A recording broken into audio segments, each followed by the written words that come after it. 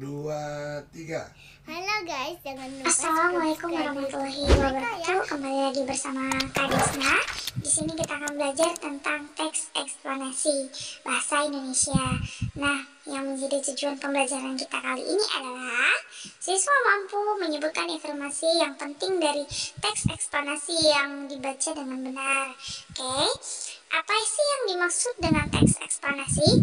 Teks eksplanasi adalah teks yang dibuat untuk menjelaskan proses terjadinya suatu fenomena atau peristiwa, baik fenomena alam maupun sosial secara ilmiah. Oke, teks eksplanasi berfungsi untuk memberikan penjelasan kepada pembaca tentang proses terjadinya sesuatu yang disusun menurut prinsip sebab akibat. Nah, fenomena alam adalah peristiwa yang tidak diciptakan oleh manusia. Beberapa contoh fenomena alam adalah letusan gunung berapi, kondisi cuaca, dan proses pembusukan makanan. Di sisi lain adalah gejala-gejala peristiwa-peristiwa yang terjadi dapat diamati melalui kehidupan sosial. Nah, ciri-ciri teks eksplanasi. Ciri-cirinya yaitu struktur teks eksplanasi terbagi menjadi 3 yang terdiri dari pernyataan umum yang bersifat umum itu dan bersifat gambaran awal tentang hal yang ingin dibahas dalam teks eksplanasi. Nah, yang kedua ada deretan penjelasan. Deretan penjelasan adalah inti penjelasan tentang dalam teks eksplanasi. Nah, yang ketiga ada interpretasi.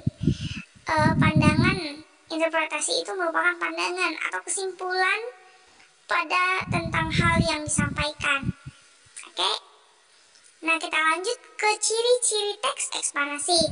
Yang kedua, memuat informasi yang bersifat faktual.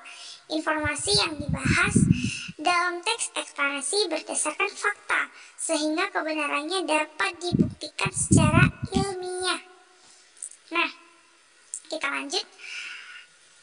Perhatikan teks yang ada di hadapan kita. Di situ ada rangkaian listrik. Nah, silakan anak-anak membaca teks tersebut.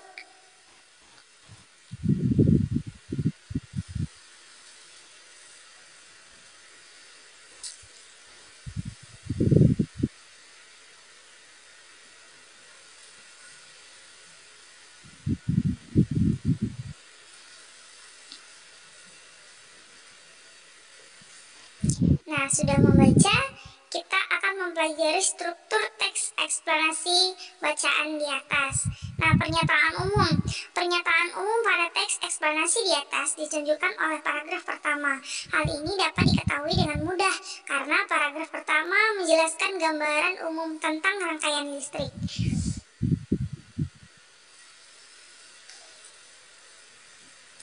Nah, untuk struktur teks eksplanasi berikutnya adalah bagian dari teks eksplanasi di atas yang berisi menjadi penjelasan detail mengenai informasi yang ingin dibahas dalam teks tersebut, ditunjukkan oleh paragraf kedua, ketiga, dan keempat. Informasi yang dibahas dalam 3 paragraf tersebut berupa jenis rangkaian seri dan penjelasan mengenai rangkaian seri maupun rangkaian paralel. Nah, untuk selanjutnya, bagian terakhir dari teks eksplanasi adalah interpretasi. Meski demikian, tidak semua teks eksplanasi memuat bagian interpretasi. Pada teks eksplanasi di atas, kita dapat menemukan bagian interpretasi pada paragraf terakhir, yaitu paragraf ke-8. Pada paragraf tersebut dijelaskan kesimpulan mengenai penyebab sebagian besar orang lebih memilih menggunakan rangkaian campuran.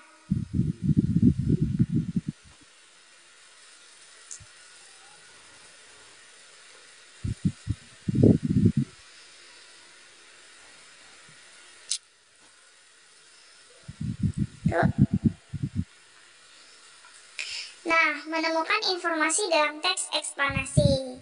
Di sini kita akan menemukan informasi dalam teks eksplanasi. Yang pertama, membaca teks eksplanasi tersebut dengan seksama. Kita harus membaca teks tersebut terlebih dahulu. Yang kedua, perhatikan struktur teks eksplanasi agar dapat membedakan antara informasi dan opini penulis.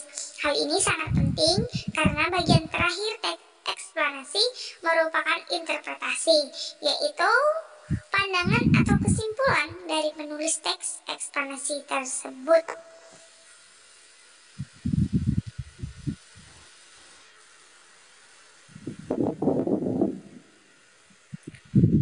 Nah, menyampaikan informasi dalam teks eksplanasi dapat dilakukan secara pertama, secara lisan dan maupun tulisan. Menyampaikan informasi dalam teks eksplanasi ini secara lisan. Perhatikan hal-hal berikut ini. Yuk kita perhatikan di teks ini. 1. Sampaikan informasi tersebut dengan cara membaca nyaring atau suara nyaring. Ya. Yang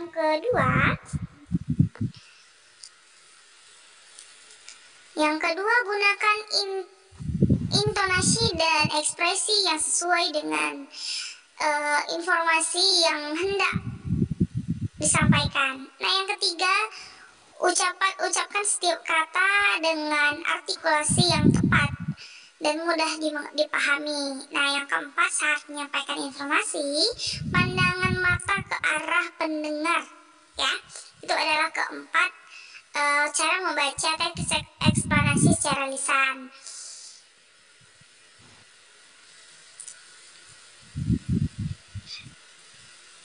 Nah, teks eksplanasi. Kita juga dapat mengidentifikasikan teks eksplanasi. Kamu dapat membedakan teks eksplanasi dari teks dengan memperhatikan struktur teks tersebut. Nah, tadi teks eksplanasi memiliki 3 unsur struktural, yaitu persyaratan umum, deretan penjelas, dan interpretasi. Di samping itu, kamu juga dapat membedakan teks eksplanasi dari teks lainnya dengan memperhatikan informasi yang disajikan dalam teks tersebut. Informasi dalam teks eksplanasi hanya bersifat faktual, sehingga teks yang memuat informasi non-faktual tidak termasuk teks eksplanasi.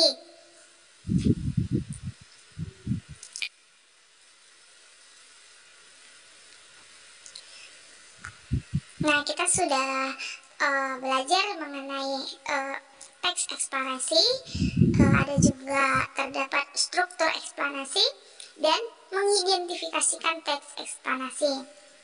Oke, baik, terima kasih untuk semuanya. Semoga ilmunya bermanfaat. Terima kasih sudah menonton video ini.